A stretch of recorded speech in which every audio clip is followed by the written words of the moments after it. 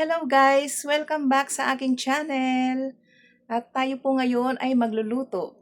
So ang iluluto po natin ngayon ay galunggong Shanghai. Yan po. Napakasarap pong ulam yan. Sa nakakaalam po, madali lang po ang proseso niyan. So guys, balik cooking po tayo. So marami po tayong iluluto ngayon. Lumpiang galunggong, lumpiang Shanghai, pork, at po munggo. So yung mga Shanghai na po yan, dinadagdagan ko po para po may pangbaon ng aking anak kasi po nag-OJT na siya sa isang hotel. So binabaon niya po ang aking mga ginagawang ulam. So guys, papakita ko po sa inyo kung paano ko po gawin ang galunggong Shanghai. So isa nakakaalam po, madali na lang po yan. At napakasarap po na ulam. Yan po ang aming panananghalian. Okay po, papakita ko po sa inyo. So guys, ito na po ang ating 4 na galunggong. At ito po ay may mga sangkap na. Meron po ditong asin, bawang, dahon ng laurel. Ipapakulo po natin siya ng bahagya lamang. Hindi po masyadong patagalin pag pinakulo. So lagyan po natin siya ng water. Yan po. Hindi po masyadong marami. Yan, katamtaman lang po yung tubig niya. So, ipapakulo lang natin siya ng kaunti lang. Ayan po, may mga sangkap niya na yan. Para po siya ay masarap pag kumukulo na. At masisipsip niya yung mga pampalasa dyan. Yan po, katapos po kumulo yan, ahanguhin natin at ihimayin. Ayan po.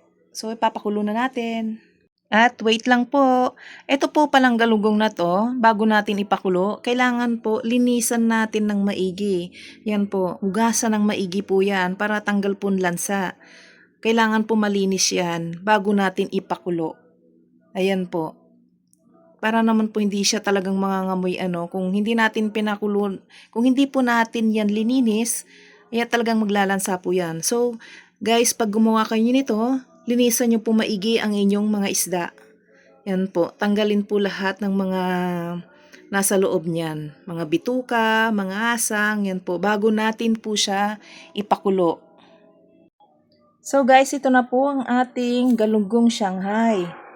Yan po ang mga ingredients. Ito po ang bawang, sibuyas na puti, sibuyas na pula.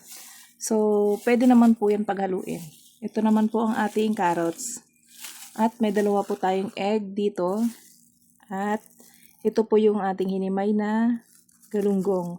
So guys, wala nang tinik yan. Ayan po, malinis na malinis.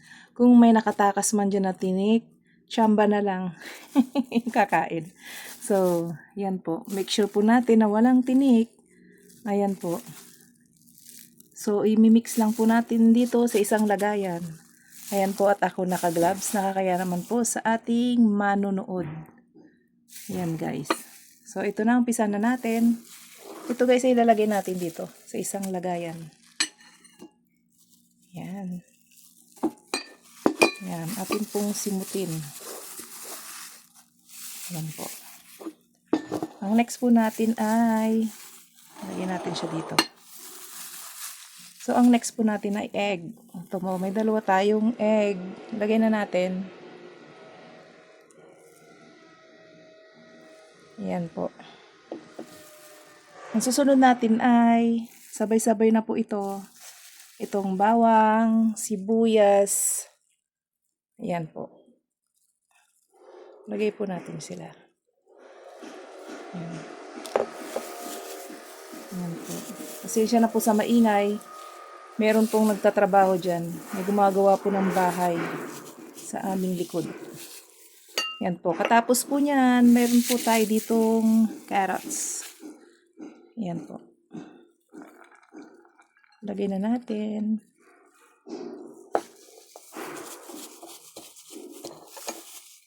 Yan. Ang hirap ng walang taga-video. Ayan po. Simutin natin at sayang naman. Yan. So guys, nailagay na natin lahat. Ang next po niyan ay lagyan natin po ng pampalasa. So guys, lagyan na natin ng paminta. Yan po, konti lang. Pero mamaya kung kulang, dagdagan natin. Lagyan natin ng aji.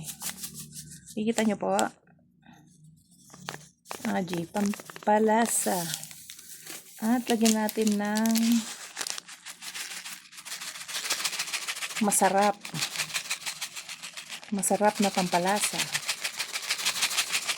Yan, tatansyahin po natin para hindi naman siya maging maalat.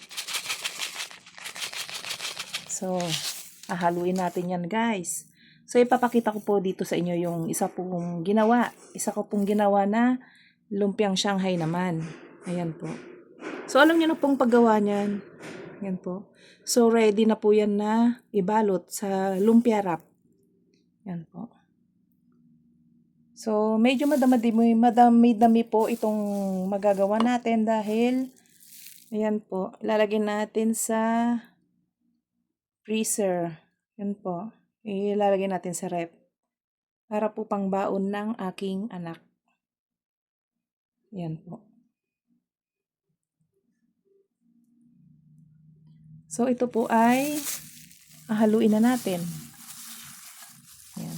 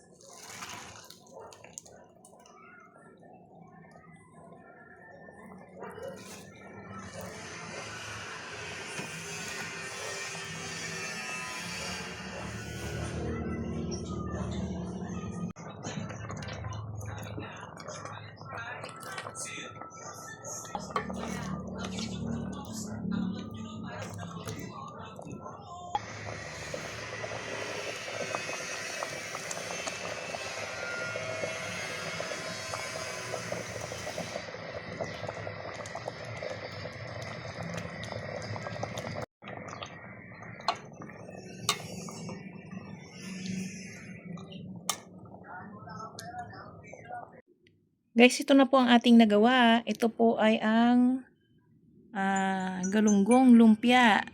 Ayan po. Mahaba po siya. At malalaki ang aking gawa. Ito naman po ay lumpiang Shanghai. Pork giniling. Ayan po. So, hindi ko na kayo sinama sa aking pagrarap dahil medyo matagal po yan.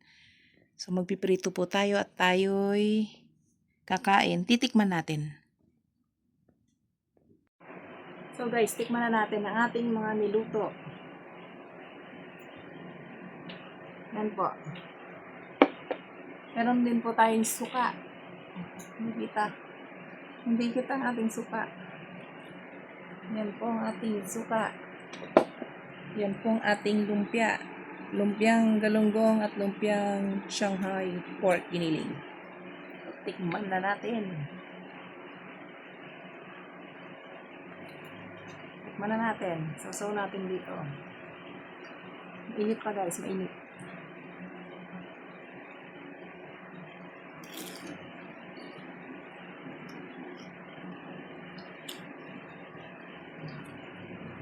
Mainit po talaga.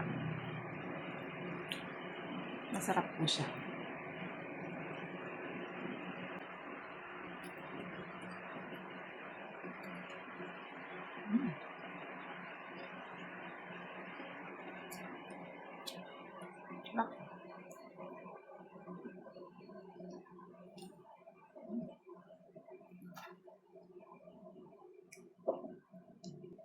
Sunod natin tikman ay itong lumpiang Shanghai pork giniling.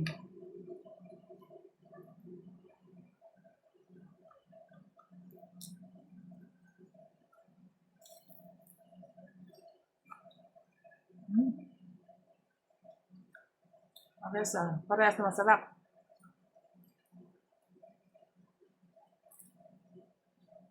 Mainit pa, alam na.